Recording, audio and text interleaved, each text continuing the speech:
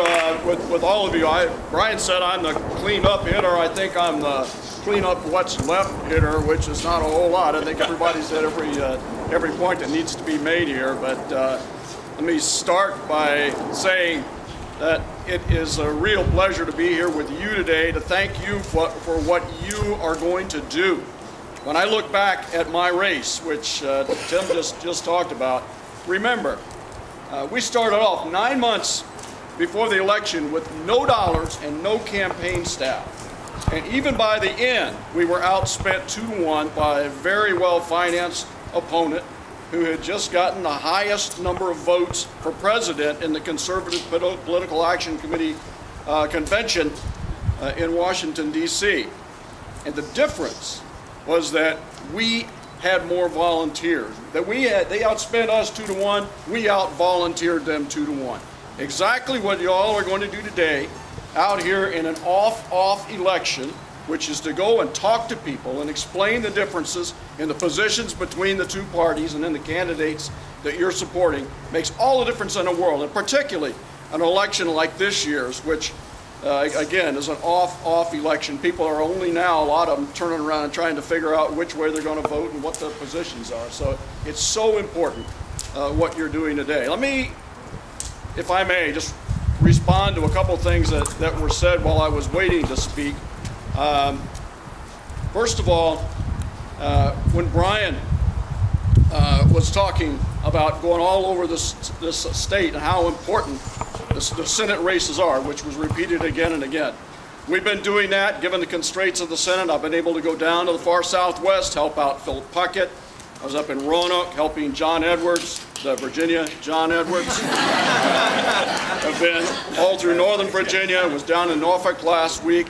I think the past couple of weeks have made people realize a lot of the stakes in terms of what would happen, really, if this state Senate went over to the Republicans. The challenges that we would face in terms of good governance, because that is the emblem of the Democratic Party, is good governance.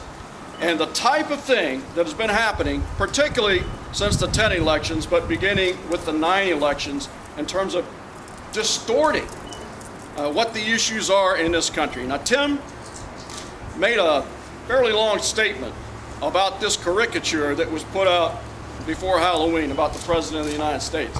I want to tell you,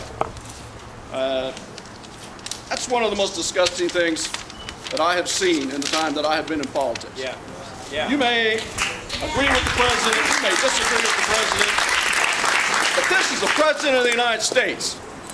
And somebody with a position in the Republican Party has put a bullet in his head. And if that doesn't make you mad enough to go out and try to convince people that this party's in the wrong direction, I don't know what will. Yeah.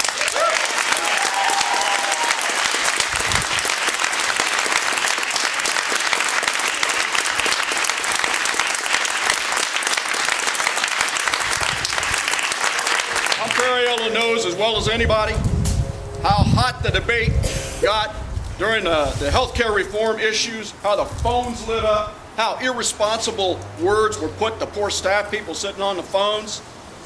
You know, we had a staff retreat at the end of that year.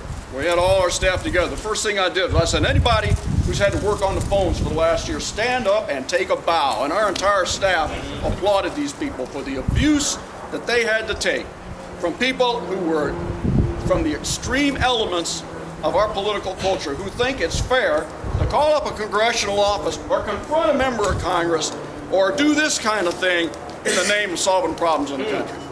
And we saw what happened in Tucson. You know, I thought by now we'd be able to get over this kind of stuff. And I've heard that the governor has made an apology for this. I heard he made an apology through his spokesman. Is that correct? I think the governor should be the first person to be stepping out and personally talking about this and how disgusting this type of behavior is and how it affects the quality of our political discourse. Yeah.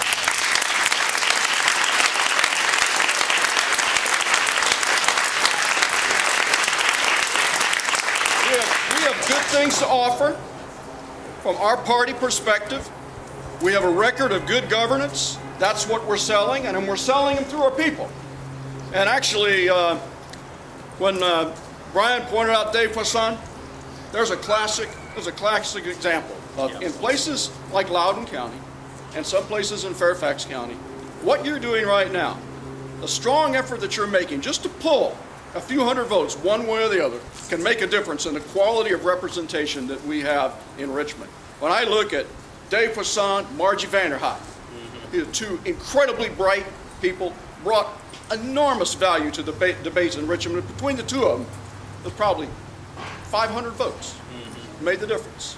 So what you're doing today is vital in terms of making sure that we have this quality of good governance in our local levels and all the way in Richmond. So it's a pleasure for me to be here today, do what I can to urge you on and let you know how much you're appreciated. And all you got to do is look back at what happened in our race in '06 to know that what you're doing right now make all the difference in the world in terms of good governance. Thank you very much.